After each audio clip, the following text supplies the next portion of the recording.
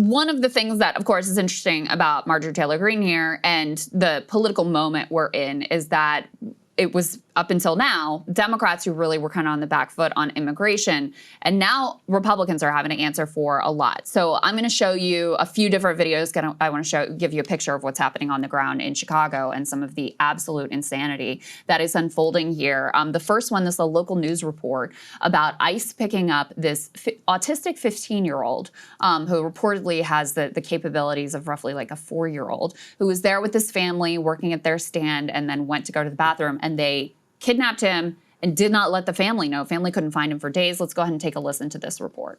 The boy was here at this intersection in Spring Branch with his mom and sister selling fruit when he disappeared. And here's the information we just learned in the last 30 minutes. Take a look at this. So the boy has autism and is sometimes nonverbal, and he disappeared last Saturday. He's 15 years old, but his social worker says he has the mindset of a 4 to 5-year-old. So they were very worried about his safety. The mom said around 3 p.m. on October 4th, she was with a customer selling fruit when her son asked her to use the restroom, and when she turned around, he was gone. Now, they filed a missing person report with Houston police, and earlier today, FL Houston held a press conference with the family begging for the public's help to find him. Now, today, police notified the family that the boy was found safe.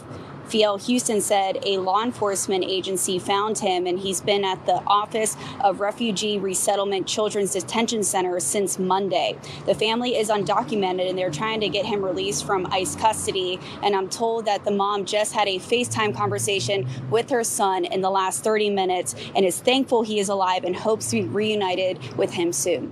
So obviously, I mean, I don't know how you defend that. Completely indefensible, picking up this child who has a significant disability, not notifying the family, still being held in custody, just absolute insanity. And there's more where that came from. We can put this next one up on the screen. So there have been a number of instances of these car accidents. You can see here, ICE is in this white silver vehicle, rams into that car, begins to pull off. Bystanders who are recording say, hit and run, and then they jump out. I'm saying ICE, by the way, loosely here. I don't even actually know what, there's a variety of federal agencies on the ground, so I'm just using ICE as a blanket term. Then they come to this car that they rammed and pull this lady out by her legs. She was apparently just trying to get to work. This is a U.S. citizen, guys, by the way, U.S. citizen, who happened to be wrong place, wrong time, gets hit by these federal goons, and then gets pulled out and arrested. Her sister said that she had been fresh out of surgery, just cleared for work a month ago. They held her in detention for hours. The sister says they brutally dragged her out of car at gunpoint. We had to run all around the area just to find her. So, just total insanity here, incredibly dangerous, crashing into this car, and then they were just gonna do the hit and run. When we got called out on that, they're like, all right, well, let me go back and pretend like I have a reason to arrest this lady. Who's a U.S. citizen, ultimately, Emily. This is a really, really, really bad situation, and that sounds like a kind of obvious way to put it, but I just want to make the point that it's not just a bad situation because of ICE. I'm going to get back to that. I think it is a bad situation because of ICE, to be very clear. Yeah. But also because imagine these, you're given these different tasks, jobs, whatever, by Kristi Noem higher-ups at DHS, and there was just a shooting in Dallas, someone apparently trying to take out ICE, who took out 2 migrants. There have been efforts to go after the ICE guys. And so I'm saying all of that to emphasize that they are trigger happy. And I don't just mean that literally. I mean that when they're driving in cars and they see somebody who they think is maybe obstructing them or whatever, they are now on razor's edge. And that's a super, super dangerous situation, especially, go ahead. Well, and many of them pretty untrained. Yeah, new. They dramatically reduce the amount of training these guys have to get. Yeah. They've been operating with total impunity. So, I mean, it reminds me a little of not to to equate the situation, but reminds me of IDF, who have been, recording their war crimes and acting with total impunity. And it just fuels the sense of like, here I am, big, bad, tough guy, all kitted out with my gun, and with the federal government saying, go ahead. Total backing. And I mean, we saw, like, I think a really important development was there was a video that came out of one, I think it was ICE, throwing this lady, grabbing her hair and throwing this lady on the ground at a courthouse in New York. He was initially put on leave, and then within a week, they're like, no, you're fine, you can go back. I mean, that sends a message to everyone of like, no, you can do whatever you want, and you can get away with it. So the type of people who would be attracted to the job at this point too, like think of the type of people who would watch this sort of thing, or know that you're like zip tying children and, picking up grandmas and arresting autistic 15-year-olds. And you're like, yes, that's the job for me. That's the type of person that is being attracted to this line of work at this point. It's a really, it's just very, very dangerous. And I think it's not, I think everyone senses right now that it's all getting worse by the day. It's not in any way getting better by the day. And I wasn't saying what I was saying to suggest that people shouldn't protest ICE or shouldn't do activism, like whatever. I'm not saying that at all. I was just explaining that, like, when we see some of these confrontations, it's partially that, to Krystal's point, these guys have been operating with the complete and total backing, like no matter what happens. And they also feel like they're in danger and under threat for whatever, like sometimes that's for good reason, sometimes it's maybe for a BS reason, but this is like a recipe for disaster. Yeah. And the leadership from ICE, and this is to get back to the part of this that actually is seriously problematic. It's that by the New York Times' count, looking at least 15 U.S. citizens that have been detained or arrested so far. I think that number is probably higher. That was ones that they were able to verify as of last week. I think that number's probably higher. I assume it's gotten even higher in the last week because of Chicago in particular. If people are paying attention to what's happening in the UK right now, Keir Starmer has this digital ID push, partially because his justification is partially because people want to crack down on illegal immigration. Well, what does that create? A situation where if you are a conservative, especially if you're like a civil libertarian, this is an opportunity for mass surveillance and for more power to the federal government, for more of a police state, for more surveillance. They have these huge contracts with Palantir right now, obviously, which is sifting through mountains of data. And if you don't think that U.S. citizens are being caught up in that dragnet, I mean, I don't know what to say. On the other hand, this gets back to the process versus direction thing. Directionally, the last year of the Biden administration, they said there were, 80,000 arrests of non-citizens on criminal charges that weren't immigration related. So assaults, those types of things, murders in some cases. And that does exist. That's just during the Biden administration, 80,000 people in 1 year. They do have a job to do. There is actually a legitimate law enforcement aspect. Absolutely. When you have this explosion, even if you didn't have the explosion, but with the explosion in the last several years, does anybody think that that's actually more effective right now? Well, and that's a very key point, because the polar opposite is actually happening, right? Instead of resources going to, okay, let's go after the gang leaders, right? Let's go after the drug traffickers. The resources have been shifted to, let's go raid the Home Depot. Let's go raid the 7-Eleven. Let's go, let's go surge into Chicago just because we don't like J.B. Pritzker and Brandon Johnson and try to create some sort of a confrontation. Let's raid an entire apartment building with Black Hawk helicopters, detaining mostly American citizens to get, they claimed that there were some 37 people arrested. By the way, we haven't gotten any details. I mean, that's another key point that I want you guys to take in. You cannot believe a word these people say. You have to verify literally everything they say, because there was, we've had instance after instance, an immigrant shot and killed that they lied about the circumstances of. An American citizen shot 5 times. They've already been caught in lies with regard to how that all went down. There was another video that I didn't include in our lineup here, but of a 15-year-old who was being arrested. And they claim, no, this was from months ago and she was part of robberies. No, actually people went and like, there she is in ICE custody and were able to ascertain that the details matched what activists were saying and not remotely what DHS was saying. So that's the other thing is they will just lie, like brazenly, blatantly lie, even with the Venezuela like drug boats. Zero proof that any of them had drugs. One of them now has come out, wasn't even from Venezuela. It was a Colombian national. So, that's the other thing you're contending with here is just the way that they will invent their own reality to justify the things that are totally unjustifiable. And here we have another instance of that, perfect setup for this next piece. So this is a reporter, for a local reporter, she's a camera woman. Okay. Yeah. And who was arrested here in a very aggressive manner. And what DHS had originally said was that she had been throwing objects at ICE and that she was arrested effectively for assaulting these law enforcement officers. Well, lo and behold, she was released with no charges. So you tell me whether that really happened or not. So they arrest the reporter and then they swipe another car on the way out and just take off. And let's put C5 up on the screen just to confirm what I was saying before. Released no charges after they, said that, she'd been assaulting law enforcement officers. And this comes, Emily, after there'd been a court decision saying, hey, you have to, people have the right to protest and journalists need to be protected. There was also a ruling about they've been just pepper spraying basically anyone and everything, including the that pastor that we showed last week. And there was another ruling saying, hey, you can't just indiscriminately use these riot control methods. People have to be allowed to exercise their First Amendment rights. None of those rulings seems to be slowing them down at this point.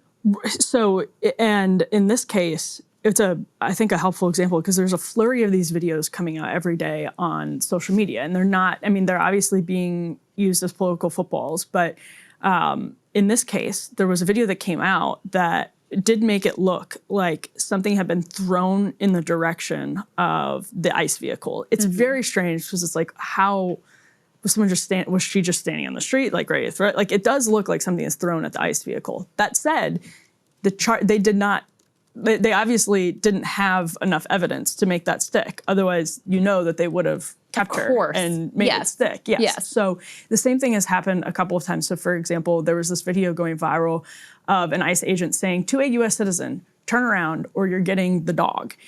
Turn around or you're getting the dog.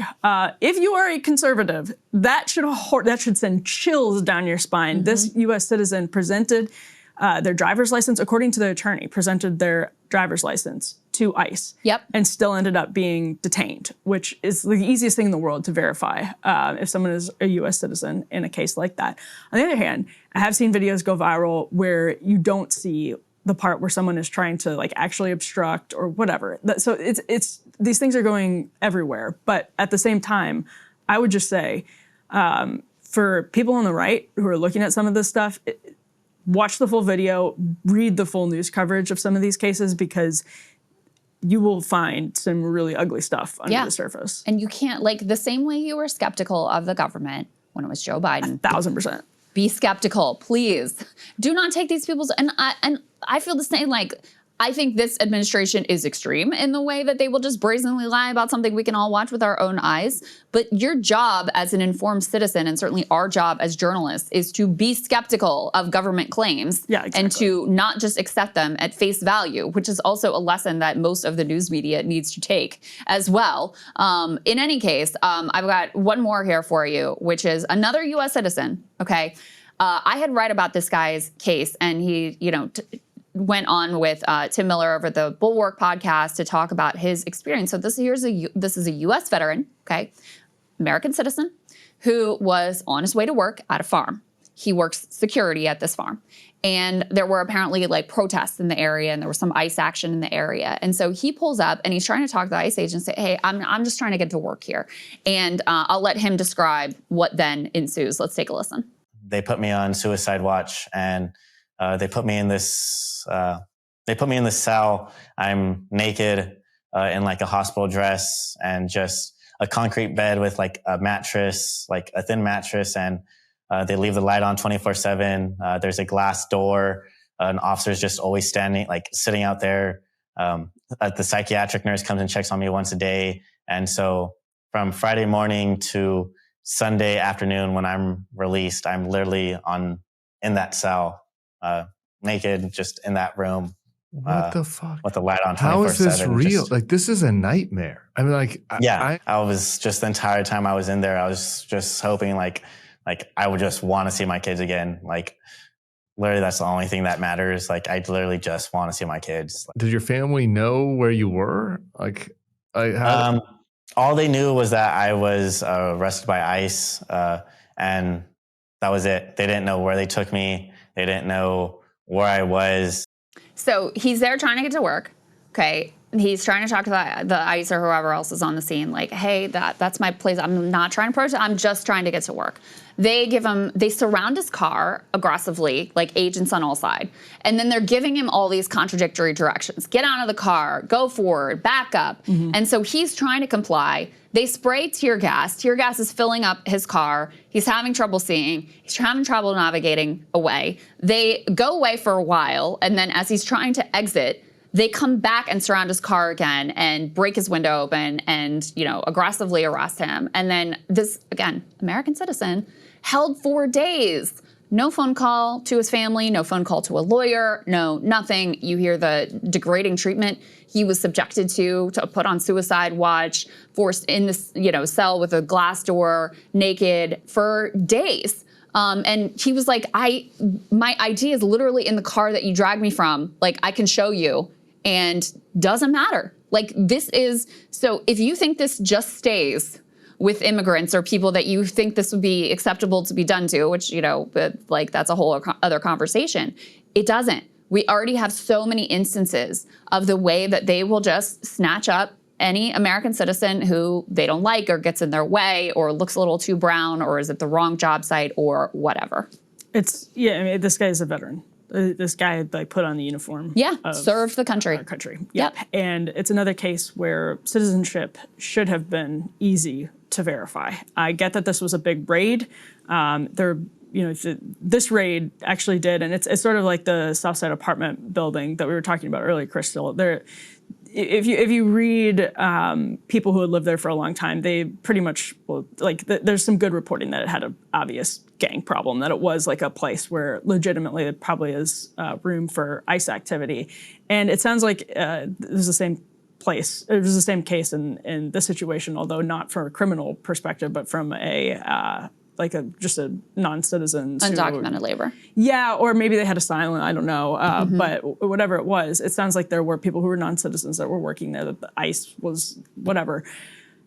You cannot do that in a way that over and over again repeatedly is detaining U.S. citizens now. That is what we have seen in multiple occasions. So if you're going to do it, if we were talking about those 80,000 arrests, criminal arrests during the Biden administrations the last year of the Biden administration, and it was similar numbers every year over the last few years.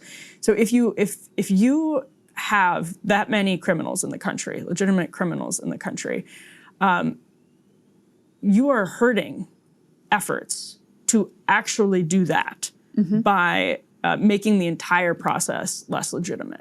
Whether it just looks less legitimate, whether you end up legally putting those efforts in jeopardy, whatever it is, it's wrong to do this to U.S. citizens without verifying what they're telling you, which is that they're U.S. citizens. There's no reason that he should have been kept as long as he was. There's no reason that another person, when he handed the officer his ID, should have ended up in detention. It's stupid, and it is going to undermine any credibility or any public support there is for actually going after criminals, because people are going to say, well, we don't trust that you're actually going after criminals. Look at all of these U.S. citizens. I mean, the drug trafficking convictions under this administration way down.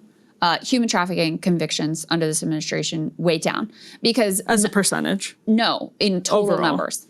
Because not only do you have Stephen Miller, can put this next piece up on the screen, who is confirmed running the show here and also directing a lot of our foreign policy, according to this CNN report, which I don't think would be a surprise to anyone, but they lay out that within the administration, they call him the prime minister, which, in most systems with a prime minister and a president, like if you think about Israel, for example, Benjamin Netanyahu is the prime minister. He is the driving force.